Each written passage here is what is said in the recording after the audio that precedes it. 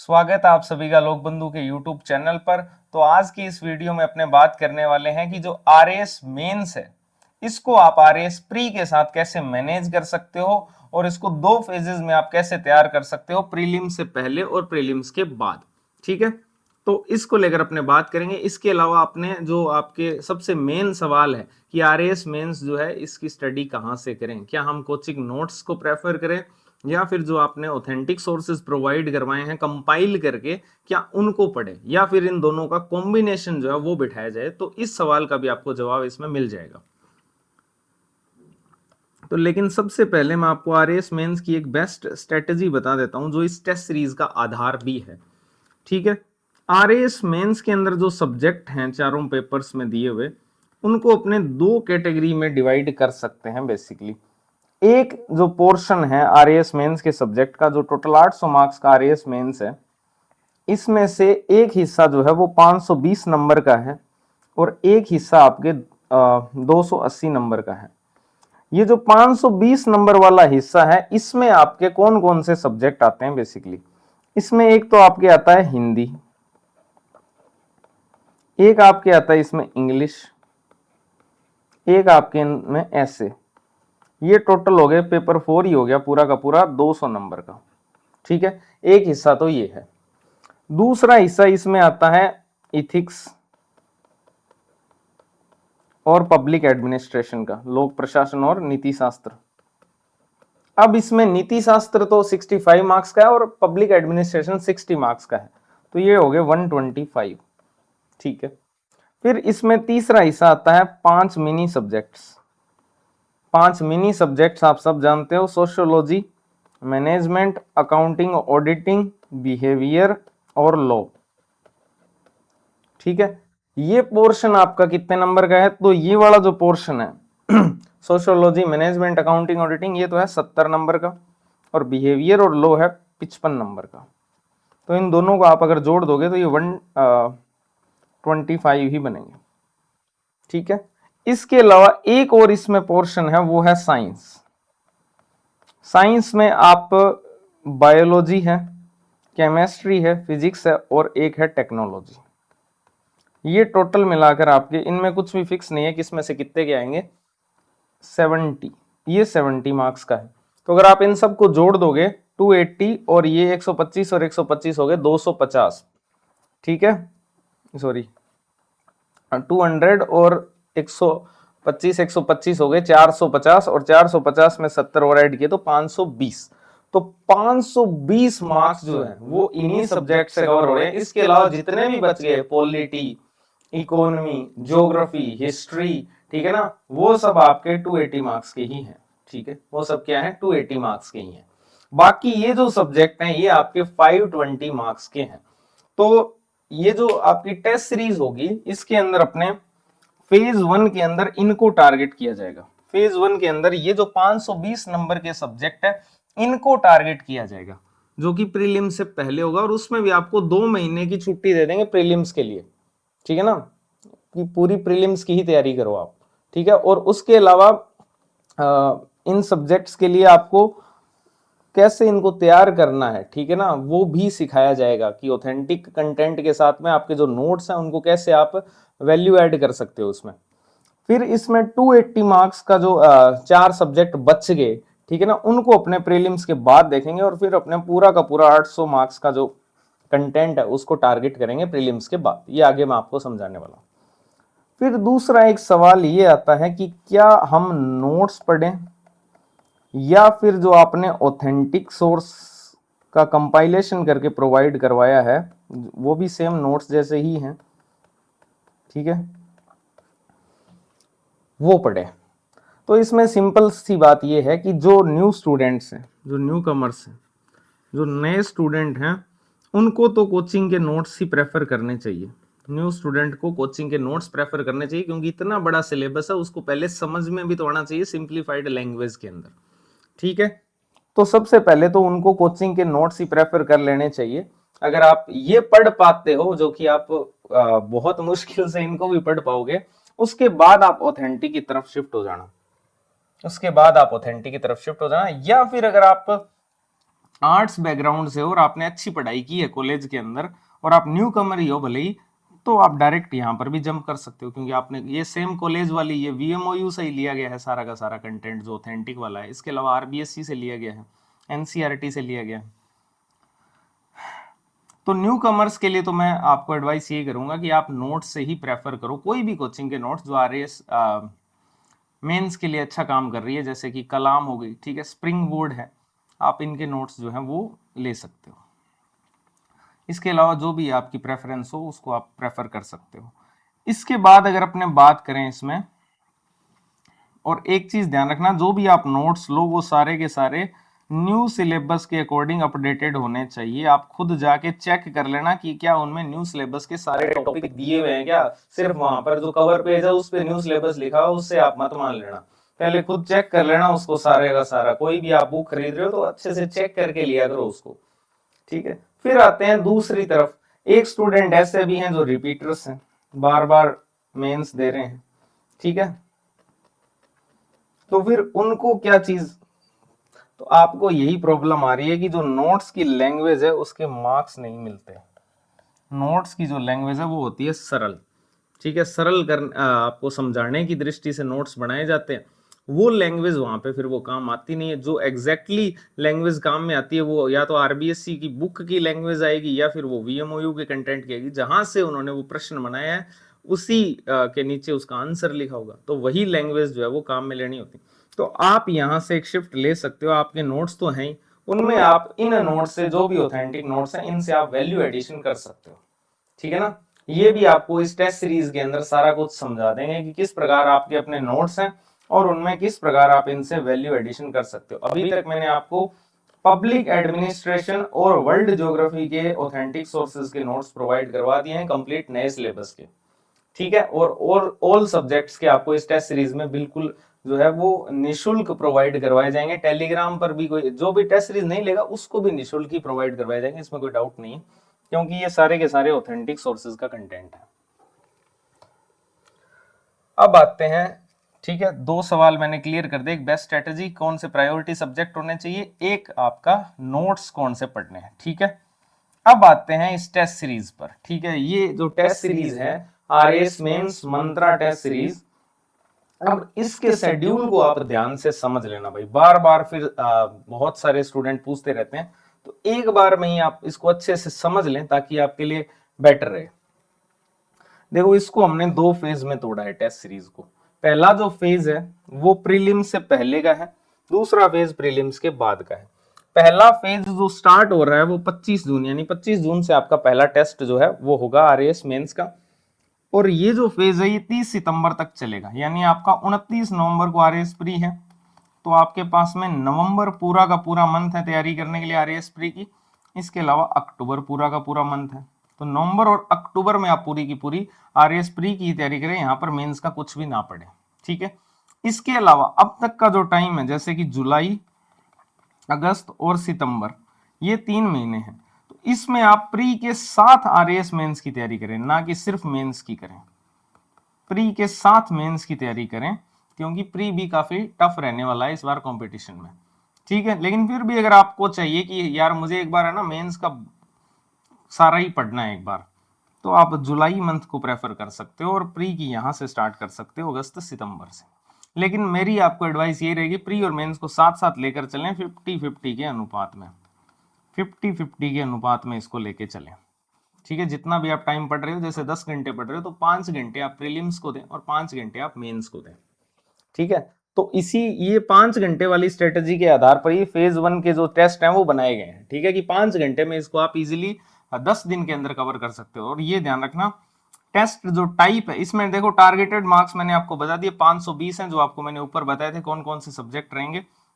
और इसमें ध्यान रखना हर टेस्ट जो है वो 10 दिन के गैप में होगा, ना कि 7 दिन के गैप में। आपको प्रॉपर 10 दिन दिए जाएंगे एक टेस्ट को तैयार करने में, और कंप्लीट जो है पेपर का कंप्लीट जो सब्जेक्ट है उसका टेस्ट नहीं होगा, उसको खंड्स में तोड़ा गया है अलग अलग, ठीक है।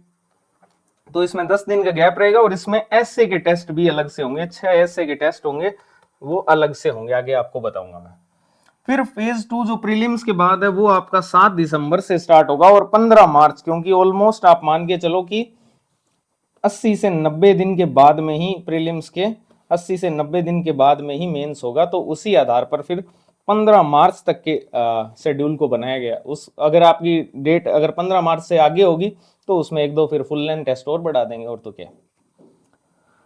यहां पर आपके कंप्लीट मार्क्स को टारगेट किया जाएगा और उसमें प्रायोरिटी के अंदर वो वही रखे जाएंगे। 280 मार्क्स वालों को सबसे पहले प्रायोरिटी देंगे, लेकिन पूरा 800 नंबर का जो कंटेंट है उसको यहाँ टारगेट किया जाएगा। और यहाँ पर जो टेस्ट होंगे वो 7 दिन के गैप में होंगे, क्योंकि यहाँ आप अपना 100% टाइम आरएएस मेंस को ही दोगे, तो इसलिए ठीक है। हर एक चीज आप आगे जब टेस्ट सीरीज का शेड्यूल देखोगे तो आपको पता चलेगा हर एक बारीकी पे काम किया गया। कि जैसे राजस्थान इकोनॉमी है, तो राजस्थान इकोनॉमी के अंदर इको सर्वे आपको पता ही है, अगर मार्च में एग्जाम है तो इको सर्वे तो नया आएगा। तो फिर जो इकोनॉमी का टेस्ट है ना वो मार्च में ही रखा गया, ताकि आप नया वाला ही पढ़ो, पुराने वाले में अपना टाइम खराब मत करो, ठीक है। लेकिन वो भी मैं आपको बताऊंगा कि नए और पुराने में कितना डिफरेंस होता है। इको सर्वे में आपको पता ही है, बार बार ये बता चुका हूं कि क्या एड ऑन होता है। नए सर्वे के अंदर बेसिकली मेंस के हिसाब से कुछ योजनाएं ऐड होगी जो आप इस साल के करंट अफेयर्स में पढ़ ही लोगे, नीतियां ऐड होगी जो आप इस साल के करंट अफेयर्स में पढ़ ही लोगे, ठीक है। बस यही होगा ऐड, इसके अलावा आंकड़े चेंज होंगे बस। अब आते हैं इसकी स्कीम पर। जो मेन सब्जेक्ट होगा, एक एक टेस्ट होगा, उसको अपने डिवाइड किया हुआ है अलग अलग हिस्सों के अंदर। एक इसमें मेन सब्जेक्ट होगा जो कि 130 मार्क्स का होगा टोटल, ठीक है। 14 क्वेश्चन 5 मार्क्स के होंगे, यानी कि 50 वर्ड्स में लिखना होगा। और 6 क्वेश्चन आपके 10 मार्क्स के होंगे, जिसको आपको 150 वर्ड्स में लिखना होगा। इसके अलावा इसमें एक मिनी सब्जेक्ट भी साथ में रहेगा जो कि 70 मार्क्स का होगा, जिसके 14 क्वेश्चन होंगे, ठीक है ना, 50 वर्ड्स के।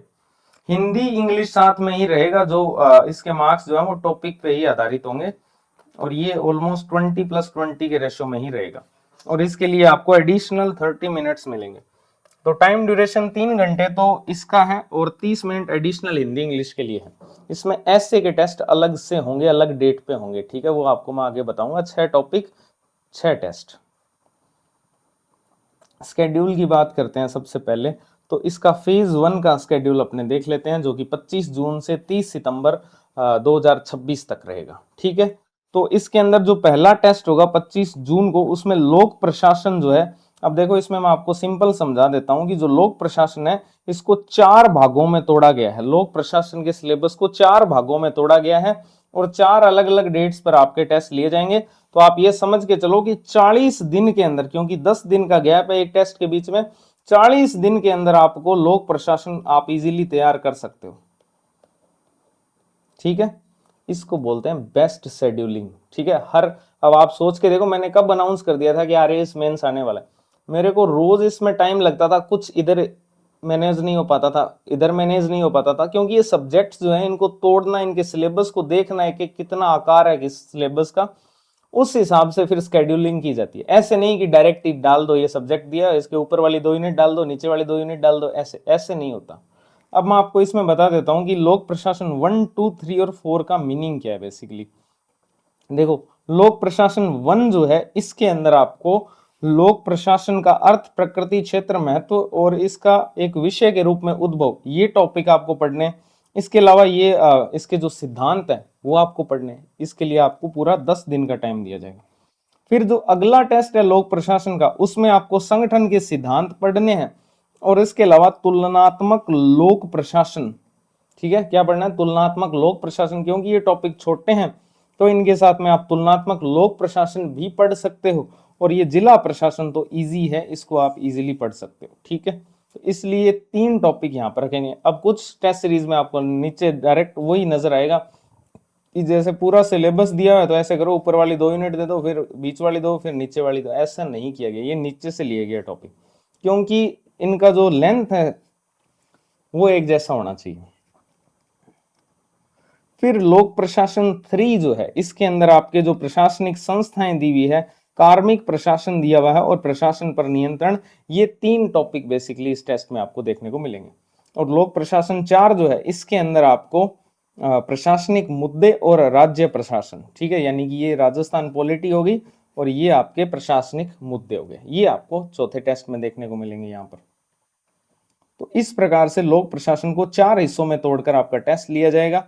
और इसी के पैरेलल में फिर जो लॉ सब्जेक्ट है, विधि है, उसको तोड़ा गया है, जिसको कि 3 हिस्सों में तोड़ा गया है, विधि 1 2 3। 10-10 दिन का टाइम मिलेगा सबके लिए, ठीक है।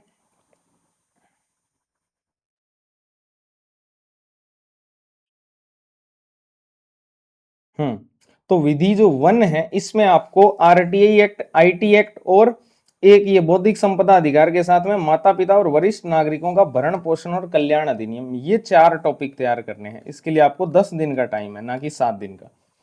फिर जो विधि 2 है इसमें आप स्त्रियों और बालकों के विरुद्ध अपराध के साथ साथ में 2 और टॉपिक है, एक भारतीय न्याय संहिता और एक भारतीय नागरिक सुरक्षा संहिता, ठीक है।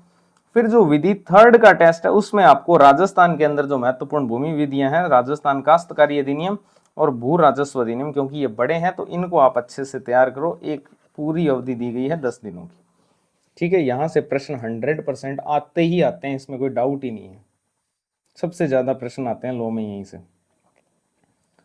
ठीक है। तो ये विधि का डिवाइडेशन था। और मैं आपको बता दूं ये हिंदी और इंग्लिश दोनों मीडियम में ही रहने वाली है टेस्ट सीरीज, ठीक है। कहीं आप इस शेड्यूल देख के समझ रहे हो कि यार क्या हिंदी में ही रखी है क्या, नहीं, हिंदी और इंग्लिश दोनों में रहेगी। अब इनके पैरेलल में ही हिंदी और इंग्लिश के टॉपिक्स लिए गए हैं, लेकिन इनको भी वही अक्षय कुमार वाला कैसलिंग वाला सीन कर दिया गया है कि हिंदी का अगर ग्रामर का टॉपिक है तो फिर इंग्लिश का जो है वो कंपोजिशन का टॉपिक रहेगा। जैसे यहां पर उपसर्ग और प्रत्यय टॉपिक है तो यहां पर आपके अनसीन पैसेज रहेगा इंग्लिश में, ठीक है। दोनों टाइप की वाइब दी जा सके आपको, ग्रामर की और कंपोजिशन की, इसलिए, ठीक है। समश्रुत भिन्नार्थक शब्द और इधर प्रीसी राइटिंग, फिर शब्द शुद्धि और इंग्लिश में वही इलेबरेशन ऑफ अ थीम, इधर वाक्य शुद्धि तो इधर ट्रांसलेशन, इधर मुहावरे लोकोक्तियां तो इधर लेटर राइटिंग, पारिभाषिक शब्दावली तो इधर रिपोर्ट राइटिंग, इधर संक्षिप्तीकरण तो इधर आपके ग्रामर के टॉपिक स्टार्ट हो गए, फिर प्रीपोजिशन, ठीक है। तो इस प्रकार से पूरा का पूरा कैसल किया गया है। अब इसके अलावा ये तो हो गए सारे सब्जेक्ट टेस्ट, इसमें आगे और मैं बता देता हूं। जैसे इथिक्स जो है इसको 3 भागों में हमने तोड़ा है, इथिक्स को 3 भागों में तोड़ा है, ठीक है।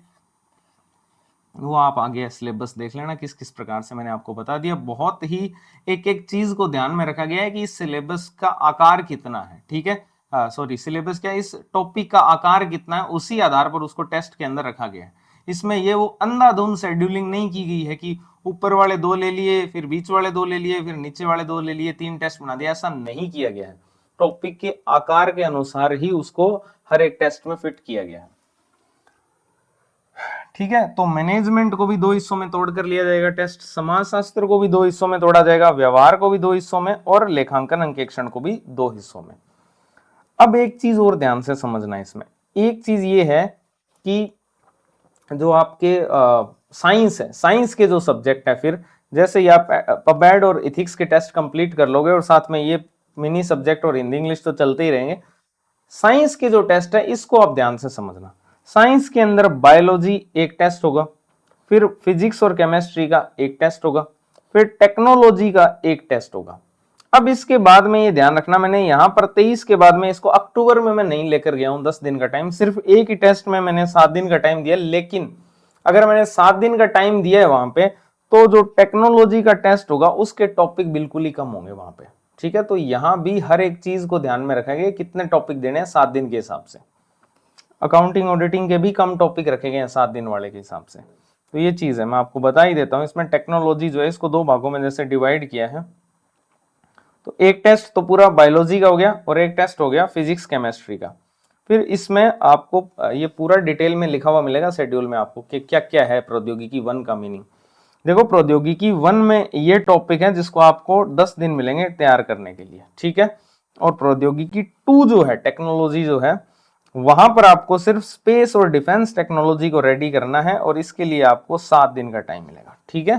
तो ये आप देख लो कि यहाँ पर अंधाधुंध कुछ भी नहीं लिया गया कि ये वाला यूनिट नीचे ले आए, नहीं, 7 दिन के हिसाब से ये 2 टॉपिक इनफ है आपके लिए।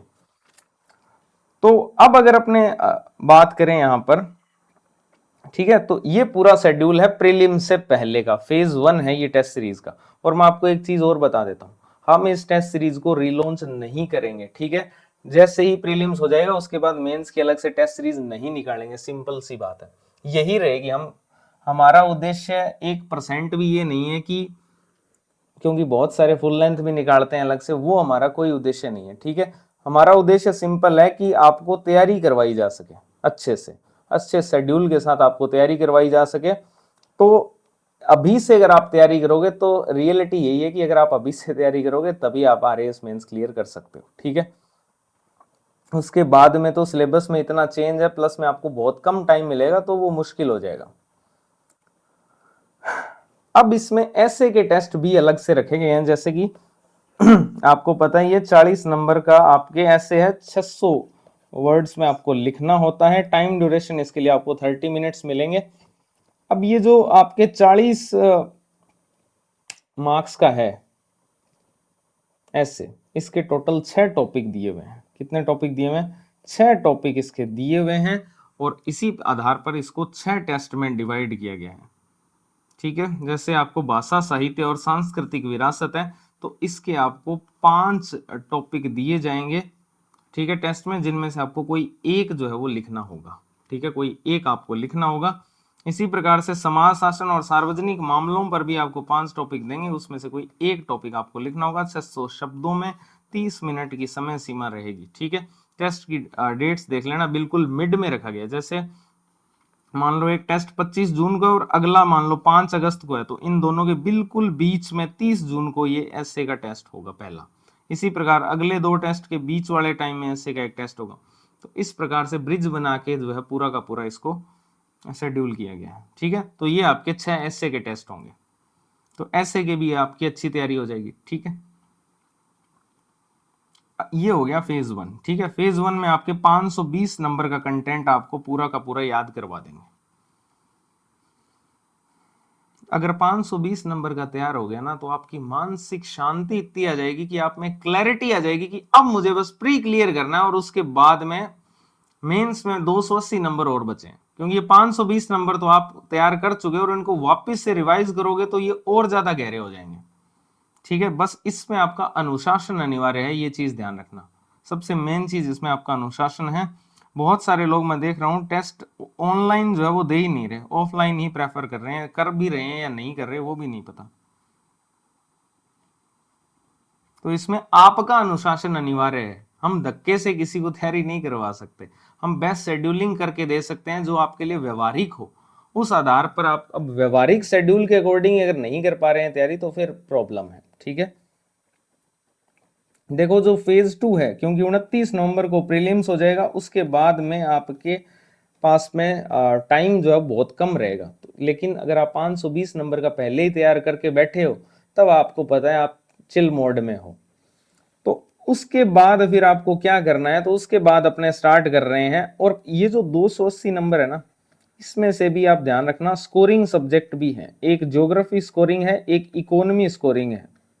तो इसमें ज्योग्राफी और इकोनॉमी दोनों ही स्कोरिंग सब्जेक्ट्स हैं। 130 मार्क्स के पीछे 150 मार्क्स ही बचे हैं, जिसमें पॉलिटी और हिस्ट्री है। ठीक है, तो सबसे पहले यहाँ पर अपने ज्योग्राफी से स्टार्ट किया है, राजस्थान ज्योग्राफी। फिर जो दूसरा टेस्ट है वो इंडियन ज्योग्राफी और वर्ल्ड ज्योग्राफी का रहेगा। और यहाँ मिनी सब्जेक्ट्स में अब मैंने इथिक्स, पबैड और 5 छोटे सब्जेक्ट को मिनी सब्जेक्ट की कैटेगरी में डाल दिया है। किसमें? फेज 2 के अंदर। क्यों? क्योंकि ये ऑलरेडी आप पहले पूरा पढ़ चुके थे। आपको देखो इथिक्स 3 टेस्ट के माध्यम से 30 दिन के टाइम में कवर करवाई गई, 4 टेस्ट के माध्यम से पबैड कवर करवाई गई 40 दिन के अंदर। तो अब आप वापस से इसको 7 दिन देंगे और इसको 2 भागों में बांट दिया इथिक्स के सिलेबस को। वो आप नीचे देख लेना शेड्यूल। ठीक है, तो यहां पर भी आपको पैरेलली ये टॉपिक देखने को मिलेंगे। इसी प्रकार हिंदी के वो ये सेम ही है, हिंदी वाला और इंग्लिश वाला सेम ही रहेगा, फेज 1 फेज 2 जैसा ही। फिर तीसरा टेस्ट इसमें राजस्थान हिस्ट्री और कल्चर का, फिर चौथा इसमें इंडियन हिस्ट्री और कल्चर का, पांचवा इसमें वर्ल्ड हिस्ट्री का। और इनके पैरेलल में पबैड को 3 हिस्सों में तोड़ा गया। फिर जब आप इथिक्स पबैड पढ़ चुके हो पैरेलल में, तब आप एक टेस्ट इसका भी लगा लो यार, लोक प्रशासन का। एक टेस्ट आप नीति शास्त्र का भी लगा लो, और इनके पैरेलल में आप लॉ को पढ़ लो। फिर आप इंडियन इकोनॉमी का सिलेबस बड़ा है, इसलिए उसको 2 भागों में तोड़ दिया गया है। एक भाग, फिर दूसरे भाग में क्योंकि कम टॉपिक है तो उसके साथ में विश्व की अर्थव्यवस्था का भी हिस्सा जोड़ा गया है। पैरेलल में आप मैनेजमेंट पढ़ रहे हो इसमें। फिर यहाँ पर इंडियन पॉलिटी काफी बड़ा सेगमेंट है। इंडियन पॉलिटी के अंदर जो मेनली इंडियन पॉलिटी का हिस्सा है और इसके अलावा डायनामिक पार्ट है, गत्यात्मकता वाला हिस्सा, और जो राजस्थान की पॉलिटी है उसको एक टेस्ट में डिवाइड किया गया। तो ये जो पहला होगा इसमें आपको नीचे आप देख लेना, आपको मैं दिखाई देता हूं। अब देखो दूसरे टेस्ट में राजस्थान की राजव्यवस्था और भारतीय राजव्यवस्था का सेकंड हिस्सा है, ये आपको मैं बता देता हूँ यहाँ पर। हाँ, ये देखो भारतीय राजव्यवस्था वन का मीनिंग है आपके भारत के संविधान की उत्पत्ति, संरचना और प्रमुख सिद्धांत, और इसके अलावा संस्थागत और शासन तंत्र आपको पढ़ना है।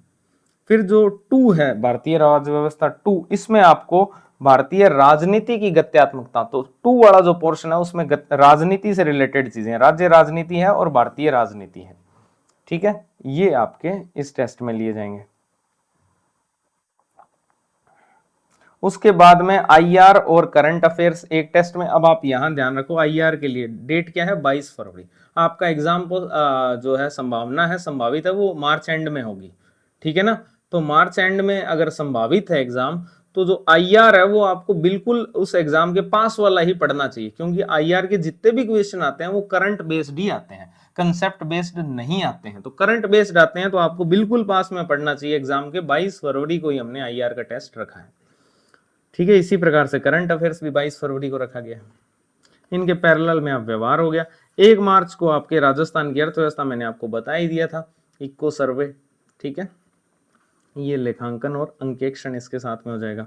और निबंध जो है यहाँ पर रखे गए हैं लास्ट टेस्ट में। इस बार निबंध के अलग से टेस्ट नहीं होंगे फेज 2 में, यहाँ पर अलग से दो जो है 14 दिन का टाइम, 2 टेस्ट के माध्यम से।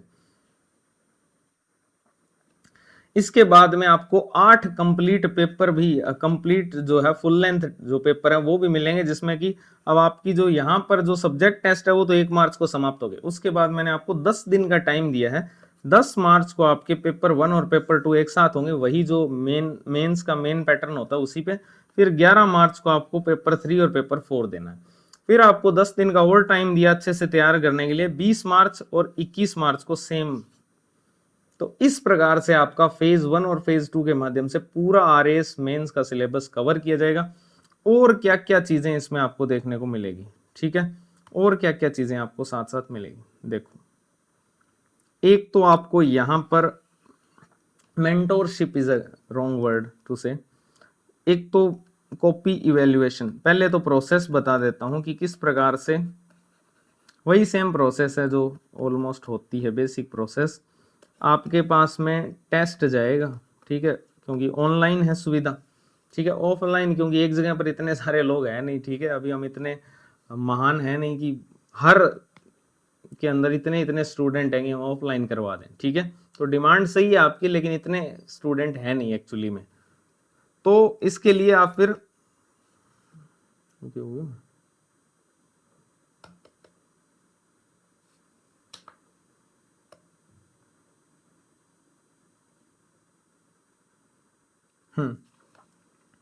तो इसके लिए फिर आप ऑनलाइन टेस्ट रहेगा। ठीक है, वो प्रिंटेबल टेस्ट रहेगा, उसको आप प्रिंट करवा लेना। टेस्ट को प्रिंट करवाओगे, फॉर्मेट वही रहेगा आरपीएससी वाला ही।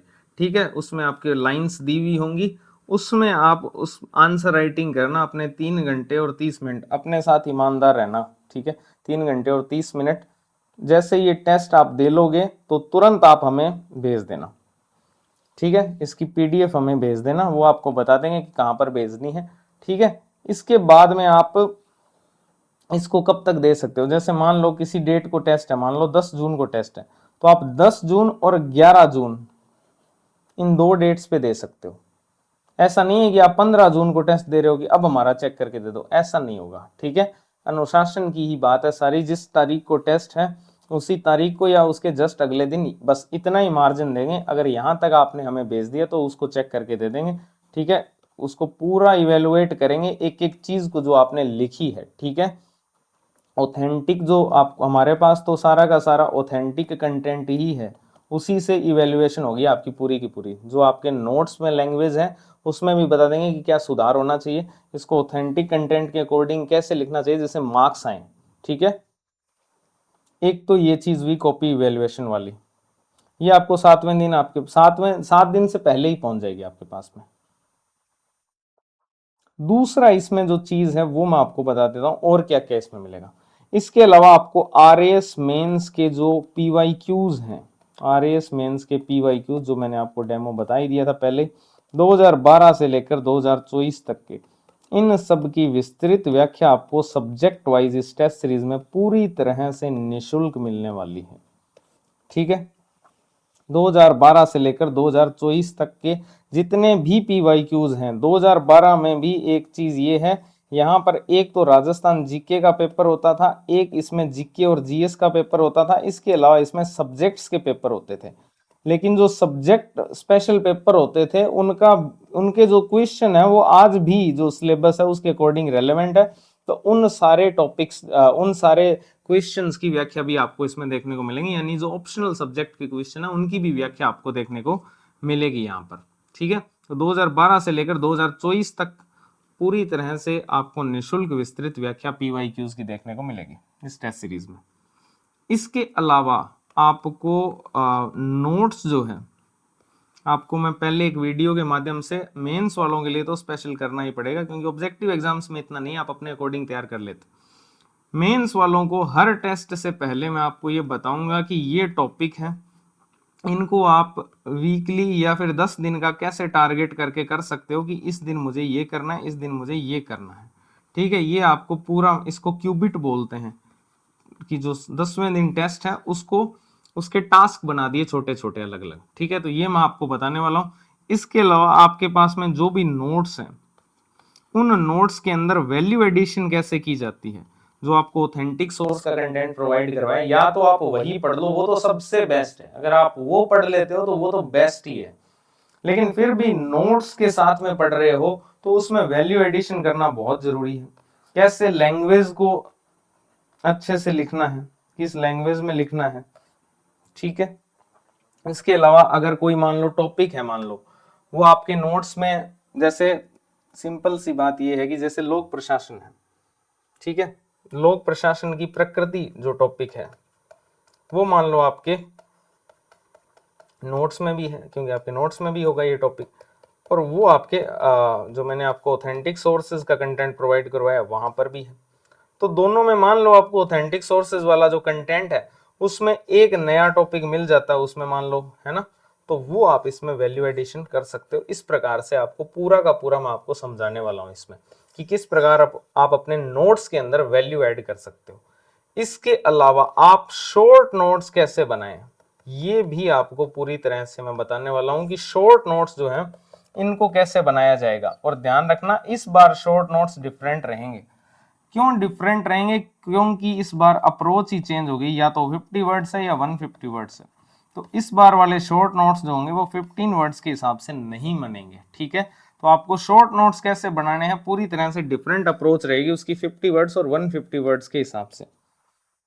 ठीक है, तो ये मैं आपको पूरा का पूरा समझाने वाला हूं इस टेस्ट सीरीज के अंदर।